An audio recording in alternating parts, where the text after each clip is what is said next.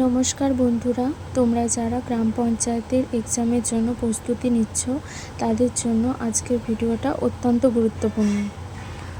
বাংলা ব্যাকরণে এমন একটি অধ্যায় আছে যেখান থেকে পরীক্ষায় 2 থেকে 3 নম্বর তো প্রশ্ন আসবেই আসবে। হ্যাঁ, আমি কথা বলছি কারক বিভক্তি নিয়ে। আসলে অনেকেই আছে এই অধ্যায়টা মুখস্থ করার চেষ্টা করে আর পরীক্ষার হলে গিয়ে গুলিয়ে ফেলে। কোনটা কর্ম আর কোনটা সম্প্রদান। আজকের এই একটা ভিডিওতে আমি তোমাদের এমন কিছু শর্টকাট ট্রিক শিখিয়ে দেবো যে যা দেখার পর পরীক্ষার খাতায় প্রশ্ন দেখা মাত্রই 1 সেকেন্ডের মধ্যে উত্তর দিয়ে দিতে পারবে। তো চলো শুরু করা যাক। মন দিয়ে সবাই ভিডিওটা অবশ্যই শেষ পর্যন্ত দেখবে, ভালো লাগলে সাবস্ক্রাইব করবে। সবার আগে আমাদের জানতে হবে কারক শব্দটার মানে কি। কারক মানে হলো যা ক্রিয়া সম্পাদন করে। বাক্যের ক্রিয়াপদের সাথে নাম পদে যে সম্পর্ক, সেটাই কারক। পরীক্ষায় কিন্তু সংজ্ঞা আসবে না, আসবে কারক নির্ণয় করা। তাই আমরা সরাসরি চলে যাব আমাদের ম্যাজিক সূত্রে। একটা বাক্যকে প্রশ্ন করে আমরা 6টি কারক এক নিমেষে চিনে নিতে পারি। স্ক্রিনের দিকে লক্ষ্য করুন। 1 নম্বরে আছে কর্তৃকারক। ক্রিয়াকে কে বা কারা দিয়ে প্রশ্ন করলে উত্তর মিলবে। যেমন রাম বই পড়ে। কে পড়ে? রাম পড়ে। এটা হলো কর্তৃকারক। 2 নম্বর কর্মকারক। ক্রিয়াকে কি বা কাকে দিয়ে প্রশ্ন করলে উত্তর মিলবে। যেমন রাম বই পড়ে। কি পড়ে? বই পড়ে। এটা হলো কর্মকারক। 3 নম্বর করণকারক। ক্রিয়াকে কি দিয়ে বা কিসের দ্বারা প্রশ্ন করলে উত্তর মিলবে। যেমন আমরা কলম দিয়ে লিখি। 4 নম্বর সম্প্রদান কারক। যখন কাউকে কিছু দান করা বোঝাবে, যেমন ভিখারিকে ভিক্ষা দাও। এটা হলো সম্প্রদান কারক। 5 নম্বর অপাদান কারক। যা থেকে কিছু গৃহীত চ্যুত জাত বোঝায়। যেমন সহজ কথায় বলতে গেলে কোথা থেকে বা কি হতে। যেমন গাছ থেকে ফল পড়ল। এটা হলো অপাদান কারক। 6 নম্বর অধিকরণ কারক। ক্রিয়া সম্পাদনের সময় বা স্থান বোঝালে। যেমন আমরা ঘরে আছি বা সকালে সূর্য ওঠে। এটা হলো অধিকরণ কারক। এইগুলোই ছিল কারক।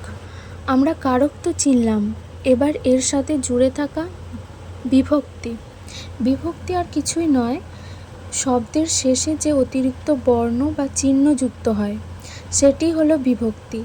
যেমন ঘরে শব্দটাকে ভাঙলে পাই ঘর যুক্ত এ। এই এ হলো বিভক্তি। আর যদি কোনো বিভক্তি না থাকে তবে তাকে আমরা বলি শূন্য বিভক্তি বা প্রথমা বিভক্তি। এছাড়া দিয়ে, হতে, চেয়ে এগুলোকে বলে অনুসর্গ, যা করণ বা অপাদান কারককে খুব বেশি ব্যবহৃত হয়।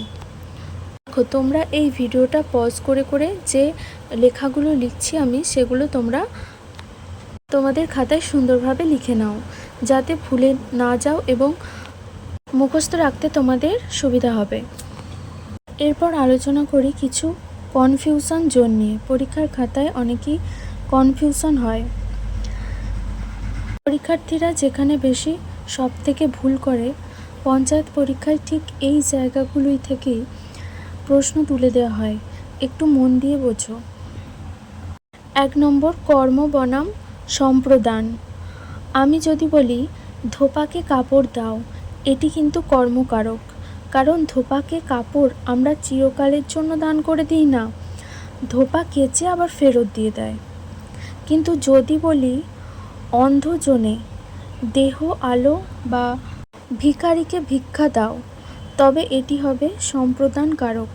কারণ এটা আমরা আর ফেরত নিই না, একবার ভিক্ষা দেওয়ার পর আর ফেরত নিই না, তাই এটা সম্প্রদান কারক। 2 নম্বর হলো অপাদান বনাম অধিকরণ। পরীক্ষায় বারবার আসা দুটো উদাহরণ দেখুন। তিলে তৈল হয় আর তিলে তৈল আছে। প্রথমটায় তিলে তৈল হয় মানে তিল থেকে তৈল উৎপন্ন হচ্ছে। তাই এটি অপাদান কারক।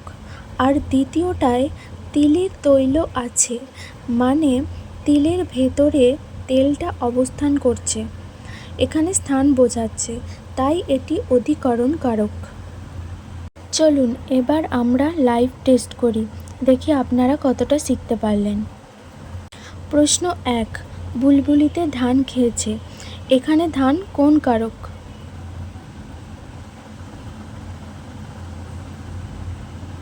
হ্যাঁ, একদম ঠিক বলেছ। কি খেয়েছে? ধান খেয়েছে, তাই এটি কর্মকারকে শূন্য বিভক্তি।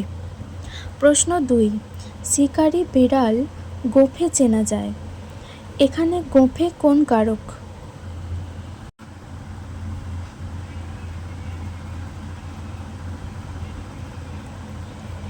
গোঁফের দ্বারা চেনা যায়, অর্থাৎ চেনার উপায় বা মাধ্যম, তাই এটি করণ কারকে এ বিভক্তি। তাহলে বন্ধুরা, আজকের পর থেকে কারক ও বিভক্তি নিয়ে আর কোনো ভয় থাকবে না তো? ভিডিওটি কেমন লাগলো এবং তোমরা পরবর্তী ভিডিও কোন অধ্যায়ের ওপর দেখতে চাইছো, যেমন সমাস, সন্ধি নাকি বিপরীত শব্দ, তা ঝটপট করে কমেন্ট করে জানাও।